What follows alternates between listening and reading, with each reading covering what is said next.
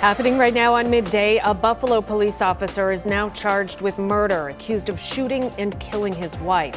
What investigators say led up to the deadly discovery. Plus, honoring Dr. King's legacy, how volunteers across the city are turning President's Day into a day of service. And gold medals and little cheers, the cutest moments from the Winter Olympics, and the athletes balancing competition and parenthood.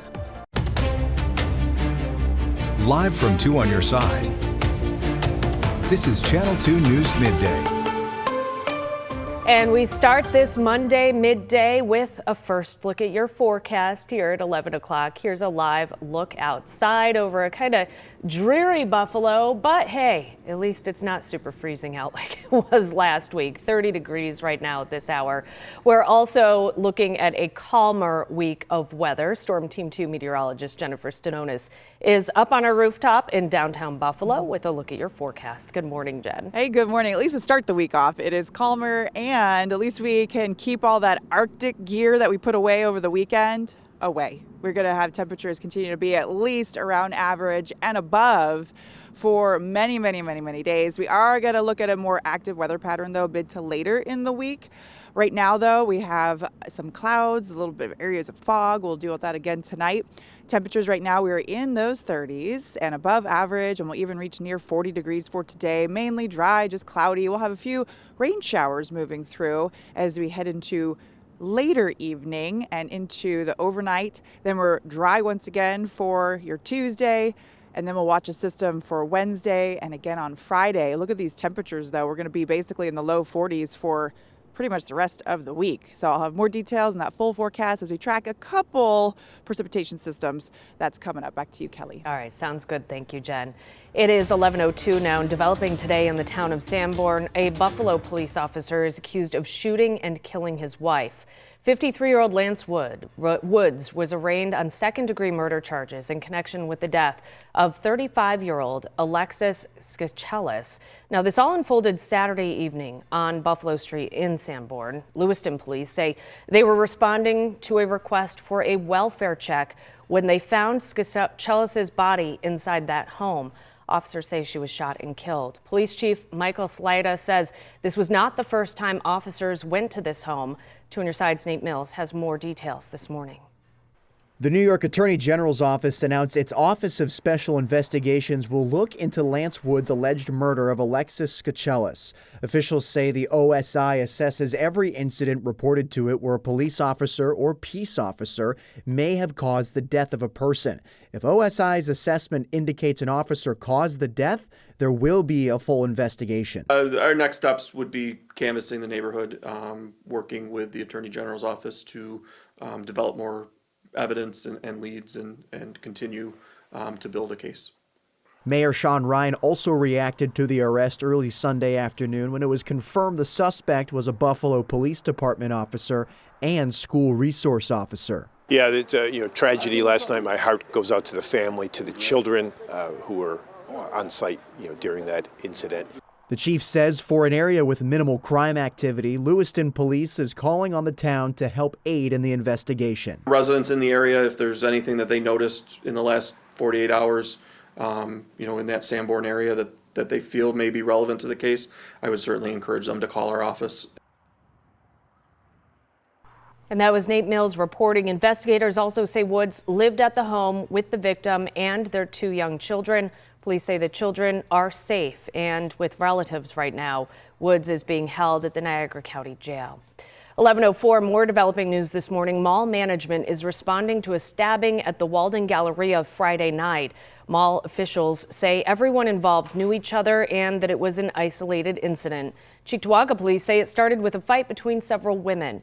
22-year-old Lakia Richardson and 21-year-old Jocelyn Paul allegedly attacked 3 other women with knives. The 2 women were arrested and are still in custody. They'll be arraigned on assault and weapons charges. All 3 victims are expected to be okay, and the mall stayed open after the stabbing. Pyramid Management said in a statement it is emphasizing ongoing safety efforts with, quote, trained on-site security personnel, coordination with local law enforcement, and an extensive camera monitoring system.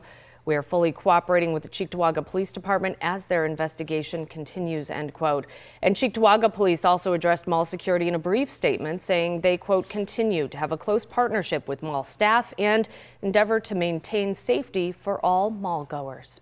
In national news this morning, the search for Nancy Guthrie continues. Now, more than 2 weeks after her mother disappeared, Savannah Guthrie has released a new video pleading for the person who took her mother to come forward, saying it's not too late to do the right thing. We believe.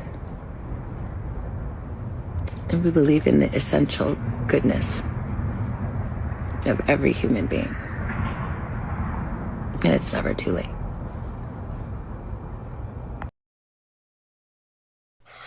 At the same time, there are new developments in the investigation. A source confirms that a glove containing DNA evidence was recovered roughly 2 miles from Guthrie's home.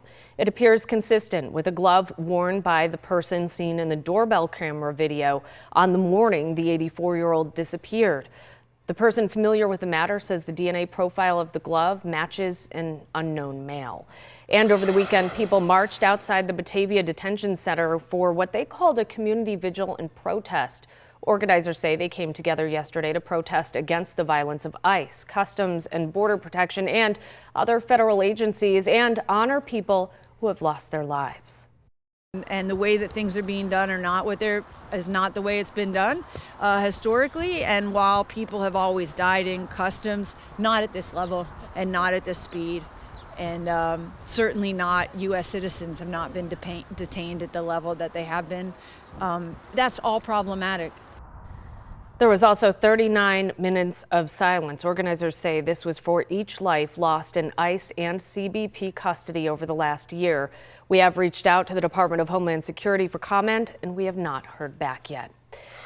If you drive a car, we have a little warning for you right now. The state DMV's new point system starts today, and there are penalties that are a lot more strict than they were before. Drug and alcohol related offenses will see the biggest change, 11 points on your license for those now. Passing stopped school buses and speeding in construction zones will carry a penalty of 8 points. Driving while using a cell phone will now add 5 points to your license. And under the new rules, points tacked onto a license are now in place for 2 years instead of 18 months. Happening today, it is President's Day, and a lot of schools are off for February break, so it's the perfect day for the rescheduled MLK Day of Service. The 6th annual Day of Service had to be canceled because of bad weather last month, but today, folks all across the city of Buffalo will work to carry out the civil rights leader's vision of community service. Midday's Natalie Foss is at Bethel AME Church with a look at today's efforts. Well, today was the rescheduled MLK Day of Service, where hundreds of volunteers came together to serve the community here in the city of Buffalo. The event had to be rescheduled after it was canceled on MLK Junior Day due to bad weather. There was that really bad snowstorm that came, but they still say that there are over hundreds of volunteers that wanted to come together on President's Day in order to make this happen and go out into the community and serve. So there are lots of different opportunities to serve, whether it's painting a wall or shoveling a sidewalk, going and working with kids in the community. Lots of different ways to get involved. We have folks who are going to be planting seeds and growing flowers. We have youth helping out in different ways with different organizations. We have clothing pantries, food pantries, so many different opportunities to serve. Volunteers that came enjoyed a welcome this morning at around 8 o'clock. Then they had some breakfast before they went out to over 31 different sites where they were then serving their community throughout the morning. On your side, Natalie Foss, Channel 2 News. Thank you, Natalie. It's 11:09 now, and this morning Grand Island's Sandy Beach neighborhood has a new spot for fresh baked bread. Our partners at Buffalo Business First report Sandy Beach Farm Store and Bakery started as a pop-up on Wallace Drive, and it's now expanding its hours and menu. You'll find European-style favorites like croissants, baguettes, and fresh country loaves, all baked from scratch. The shop plans to add local produce soon as well. In education news, if you're looking for a job in the South Towns, the Frontier Central School District is hosting a job fair on Wednesday. It runs from 9 a.m. until noon at the district's transportation center on Bayview Road, right next to Frontier High School. The district is hiring bus drivers and attendants, along with substitute positions in food service, facilities, special education, human resources, and teaching. Coming up on Midday, Olympic dreams and family moments. How some of the world's best athletes are sharing their biggest wins with their children. Plus, ringing in the Lunar New Year. How one local celebration is honoring tradition with music, dance, and culture.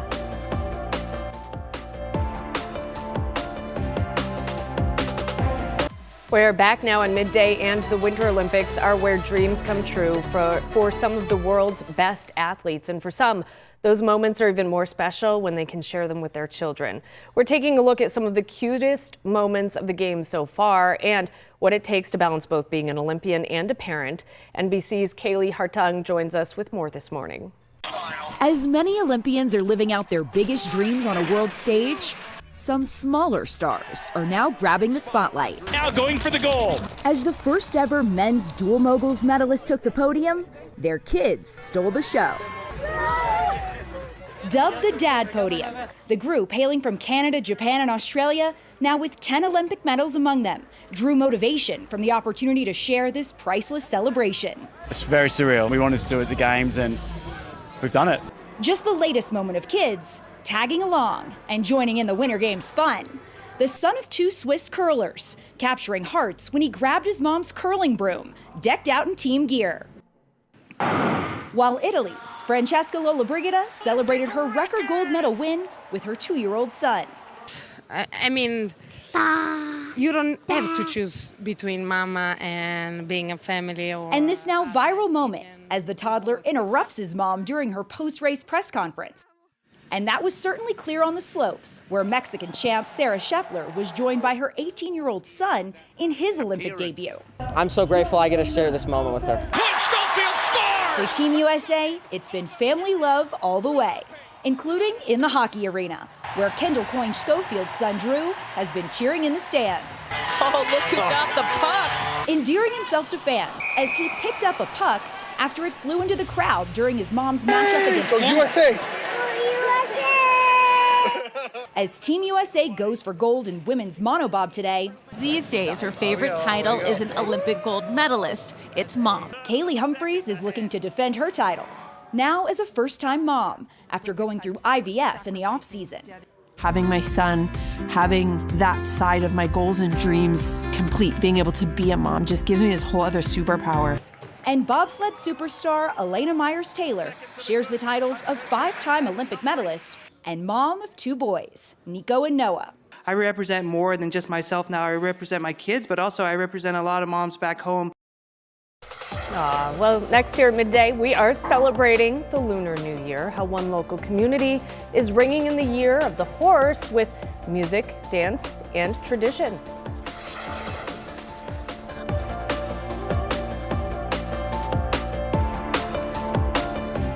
Rooftop Weather is sponsored by Seneca Resorts and Casinos. Nothing else comes close. We're back now on Midday, and families, collectors, and train enthusiasts of all ages spent the weekend at the Hamburg Fairgrounds. The 35th annual Winter Train and Toy Show had it all, from model train layouts to Lego train displays and demonstrations, showcasing everything that goes into model railroading. Whenever you see a movie or TV show, there's always a train in the background someplace. And even little kids love to see a train, especially a steam engine or the whistle of a train coming through town. So with the real big trains, to actually operate some small toy trains, that's the hobby, that's the craft, and we're trying to prolong that craft with all new generations of young kids. There were also vendors at the event selling model trains, slot cards, and other collectibles. It is 11:18 now, and that means it's time to go out to eat. A soul food spot in Buffalo is pairing home-style cooking with local art. Inside the historic Monroe building, you'll find a space rooted in family, culture, and community. 2 on Your Side's Lauren Hall is taking us out to eat at Manna at Main.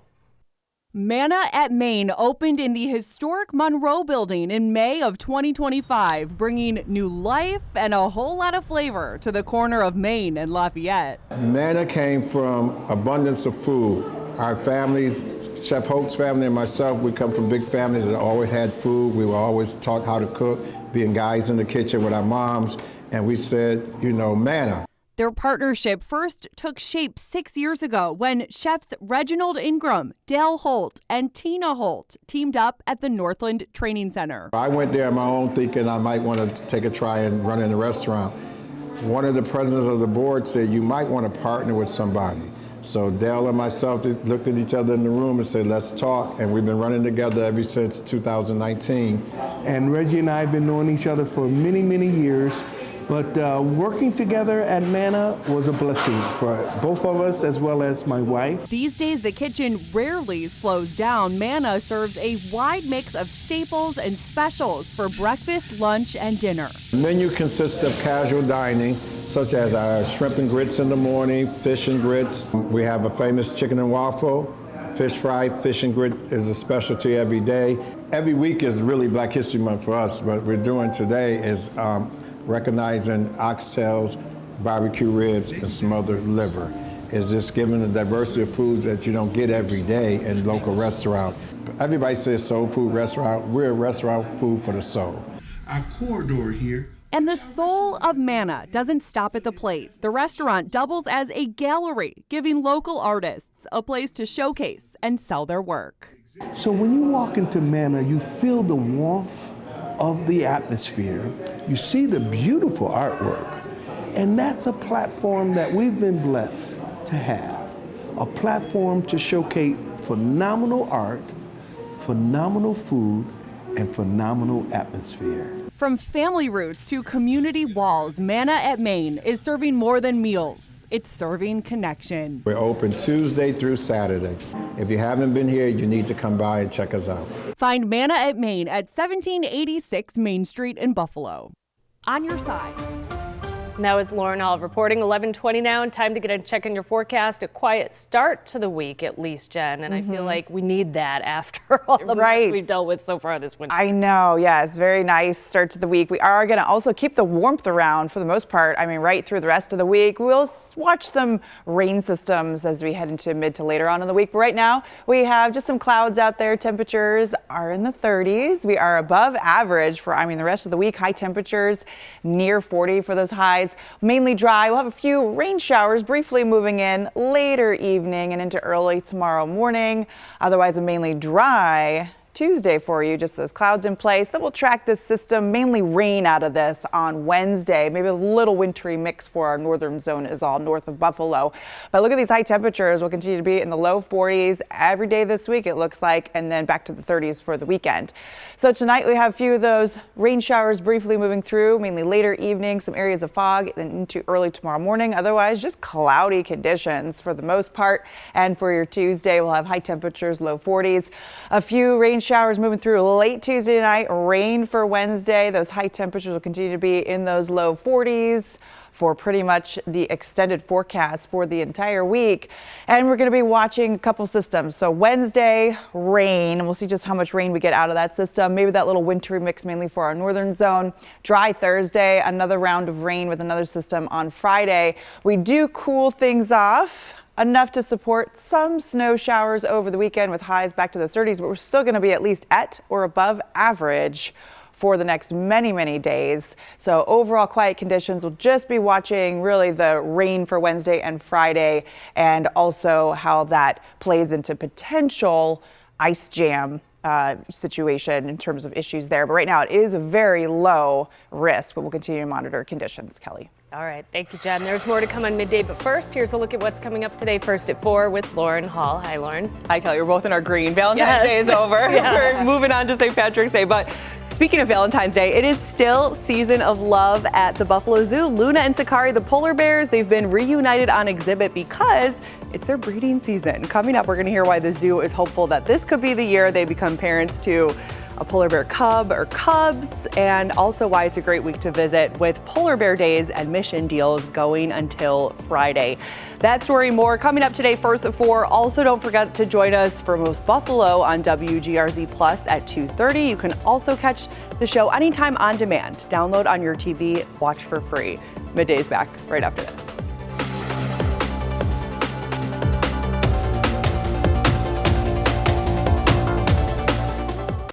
Finally today at Midday, we are celebrating the Lunar New Year. The Chinese Club of Western New York held its annual Spring Festival Gala at UB's Center for the Arts, and there was a range of performances, from music and dance to traditional arts.